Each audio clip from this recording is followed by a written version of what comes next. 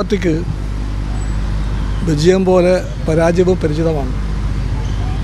വിജയിച്ചാൽ എല്ലാം മറന്ന് നിലമറന്ന് ആഹ്ലാദിക്കാനോ, പരാജയപ്പെട്ടാൽ എല്ലാം പോയി എന്ന് പറഞ്ഞ് കരയാനോ കമ്മ്യൂണിസ്റ്റ് പാർട്ടിക്കാവില്ല. കമ്മ്യൂണിസ്റ്റ് പാർട്ടിക്ക് ഒരു പരാജയമുണ്ടായാൽ ആ പരാജയത്തിൻ്റെ പാഠങ്ങൾ പഠിക്കാൻ കടമയുണ്ട്. അത് പാർട്ടി ചെയ്യും. പാഠങ്ങൾ പഠിക്കുമ്പോൾ നിശിതമായി പഠിക്കാം. വിട്ടുവീഴ്ച കൂടാതെ എല്ലാ കുറവുകളും കണ്ടെത്തി തെറ്റുകൾ തിരുത്തി മുമ്പോട്ട് പോകും പാർട്ടി. അത് കമ്മ്യൂണിസ്റ്റ് പാർട്ടിയും LDFും ഏറ്റെടുത്ത ദൗത്യമാണ്. അത് പൂർത്തിയാക്കും.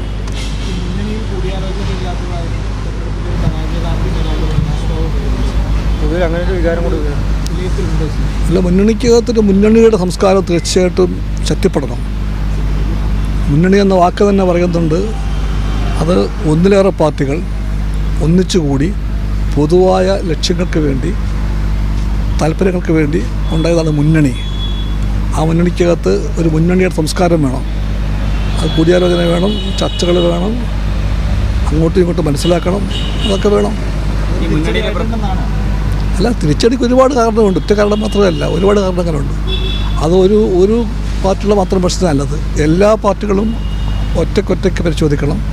മുന്നണി അത് കൂട്ടായി പരിശോധിക്കും. ഈ മുന്നണിയിലെ പ്രധാന കക്ഷി എന്നുള്ള നിലയിൽ CPMൻ്റെ ഭാഗത്ത് അങ്ങനെ ഒരു കൂടിയാലോചനയും ഐക്യത്തോടെ കൊണ്ടുവന്ന നടപടി എല്ലാ ഘട്ടത്തിലും ഉണ്ടാവും. അല്ല, അങ്ങനെ CPMനെ തള്ളിപ്പറയാൻ ഞങ്ങൾ ഇപ്പോഴില്ല. CPM ഭാഗത്തുനിന്ന് തിരുത്തൽ വേണം. CPI ഭാഗത്തുനിന്നും വേണ്ടി വരും. അല്ലാതെ CPMനെ മാത്രം ഒറ്റപ്പെടുത്തി ആക്രമിക്കാൻ പാടില്ല. ഇപ്പം ഇന്നും നാളെ ഏറ്റവും മുഖ്യമായ കാര്യം LDFിലെ ഐക്യമുട്ടി ഉറപ്പിക്കലാണ്.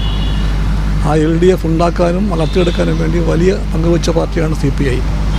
ആ CPIക്ക് തീർച്ചയായിട്ടും ഇടതുപക്ഷ ഐക്യത്തിൻ്റെ പ്രാധാന്യം അറിയാം, അതിൻ്റെ അർത്ഥമറിയാം.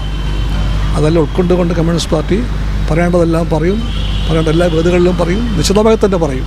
അതൊന്നും മുന്നണിയെ ദുർബലമാക്കാൻ വേണ്ടിയല്ല.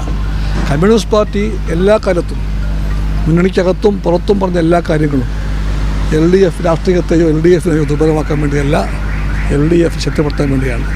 LDF ആണ് ഇന്ത്യൻ രാഷ്ട്രീയത്തിൽ ശക്തിപ്പെടുത്തേണ്ട രാഷ്ട്രീയ ചേരിയെന്ന് ഈ പരാജയത്തിൻ്റെ മുമ്പിലും വെച്ച് പറയാൻ ഒരു മടിയും CPIക്കില്ല. പ്രതിപക്ഷ നേതൃസ്ഥാനത്തിൻ്റെ കാര്യത്തിൽ എന്താണ്? അല്ല, അത് CPIക്ക് നേതൃസ്ഥാനം CPMൻ്റെതാണ്. പക്ഷേ ഒരു ഉപനേതാവ് ഉണ്ടാകും. ആ ഉപനേതാവിൻ്റെ സ്ഥാനം CPIക്ക് വേണമെന്നാണ് CPI നിലപാട്. അങ്ങനെ ഒരു സാങ്കേതികമായ ഉപനേതാവ് ഇല്ല എന്ന് CPM. അത് സാങ്കേതികമാണല്ലോ. സാങ്കേതികത്വങ്ങളൊക്കെ മറികടക്കാനുള്ള രാഷ്ട്രീയ ദൗത്യവും രാഷ്ട്രീയ പക്വതയൊക്കെ LDFിനുണ്ട്. LDF ഒരു പുതിയ രാഷ്ട്രീയ ചേരിയല്ല. LDFിൽ പണ്ടും ഈ സാങ്കേതിക പ്രശ്നം മറികടന്നുകൊണ്ട് പ്രതിപക്ഷത്ത് ഉപനേതാവ് ഉണ്ടായിട്ടുണ്ട്, നാളെയും ഉണ്ടാകും. ആ സ്ഥാനം CPIക്ക് വേണം.